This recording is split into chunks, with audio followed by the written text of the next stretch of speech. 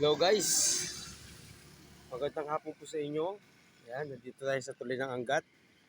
Ang oras po ay 3:55 PM. Yan.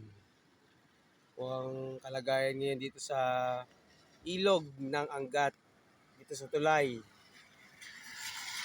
Ano, nasakop niya na yung kwento, no? Ganyan kataas na yung tubig sa ano. Lubog na yung cottage.